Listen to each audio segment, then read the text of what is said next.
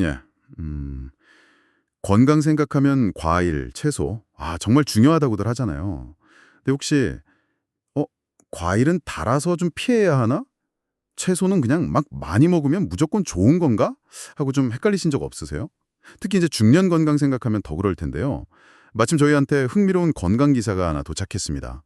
채소, 과일, 무작정 이것만 먹으면 안 되는 이유라는 제목인데요.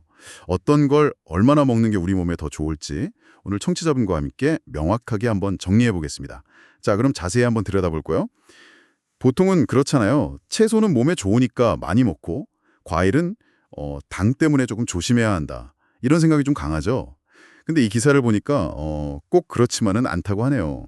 네네. 그게 참 흥미로운 지점이에요. 그 고정관념을 좀 깨주는 내용인데요. 물론 뭐 채소의 비타민C라던가 항산화 성분, 좋은 거 많죠. 당연히 많습니다. 근데 당근, 감자, 옥수수 같은 거 있잖아요. 이런 뿌리 채소나 전분 채소는 생각보다 탄수화물 함량이 높아요. 칼로리도 그렇고요. 그래서 무조건 많이 먹는 게 능사는 아니라는 거죠. 종류를 좀 따져볼 필요가 있어요. 그렇군요. 채소라고 다 같은 게 아니다. 네. 반면에 과일은요, 당분 걱정 때문에 좀 기피하는 경향이 있잖아요. 근데 과일에는 당분만 있는 게 아니라 식이섬유, 비타민, 미네랄, 이게 아주 풍부하거든요. 특히 중요한 게 주스나 뭐 통조림 이런 가공된 형태 말고요. 통째로 먹는 생과일이요. 이 생과일은 식이섬유가 당 흡수를 좀 완만하게 도와줘요. 그래서 건강상 이점이 생각보다 많습니다. 아하. 네, 그러니까 무조건 피할 대상은 아니라는 거죠. 괜찮을 수 있다. 뭐 이런 거네요. 네, 맞습니다. 그래도 그 당뇨 같은 기저질환이 있는 분들은 생과일이라도 좀 조심해야 하지 않을까요? 물론이죠. 그건 당연합니다. 특정 건강 상태에서는 당연히 전문가와 상의해서 섭취량을 조절해야 하는 거고요. 다만 이제 일반적인 건강 증진 관점에서 봤을 때 과일을 무조건 나쁘게만 볼 필요는 없다는 거죠. 자, 여기서 더 흥미로운 지점이 나옵니다. 바로 얼마나 먹어야 하는가? 이 양의 문제예요. 네네. 그 부분이 진짜 궁금했어요. 과일이랑 채소, 그럼 권장하는 양이 다른가요? 상당히 다릅니다. 아주 많이 달라요.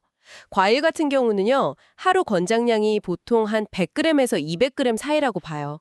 이게 어느 정도냐면 보통 크기 사과 한 개, 아니면 작은 접시 하나 정도 분량이죠. 네네. 물론 아까 말씀하신 것처럼 당뇨가 있거나 체중 조절이 필요하면 이것보다 좀 적게 드셔야 할 수도 있고요. 그렇군요. 근데 채소는요, 이건 이야기가 완전히 달라집니다. 그래요? 네. 이 기사에서 인용한 연구 결과를 보면요. 만성질환 예방 효과를 제대로 보려면요. 하루에 최소 400g 이상을 먹어야 한다고 나와요. 네. 400g이요? 네, 400g이요. 이게 어느 정도 양이냐면 우리가 보통 나물 한 접시, 샐러드 한 접시 하면 한 80g 정도 되거든요. 네, 그 정도 되겠죠. 그걸로 따지면 5접시 이상이에요, 하루에. 와, 5접시요? 잠깐만요. 과일은 아까 한 접시 100 정도 200g 정도로 했는데 채소는 5접시 400g 이상이면 이건 뭐 거의 서너 배, 4배 가까이 되는 양인데요? 그렇죠. 상당한 양이죠. 이렇게 충분히, 그러니까 하루 400g 이상 먹은 그룹은요, 최소 섭취 그룹보다 만성질환 발생 위험이 0.52배, 거의 절반 가까이 낮아진 걸로 나타났어요. 와, 이거는 그냥 채소가 몸에 좋다 이 정도 수준이 아니네요.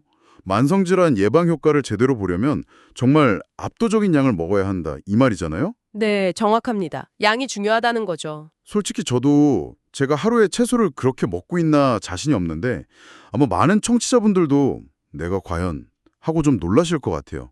이게 진짜 현실적으로 가능한 목표인가요? 매일 5접시? 네, 맞아요. 사실 400g 이게 상당히 많은 양입니다.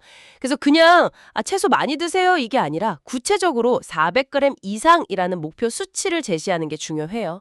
그냥 막연히 많이 먹는다고 되는 게 아니고 건강 효과를 보려면 이 정도의 절대적인 양을 확보하는 게 핵심이라는 걸 이 연구가 보여주는 거죠. 그래서 사실 의식적으로 노력하지 않으면 채우기 좀 어려울 수 있어요. 뭐 잎채소는 부피만 크고 무게는 적게 나가기도 하고 뿌리채소는 또 무겁고 하니까 잘 조합하는 것도 필요하고요.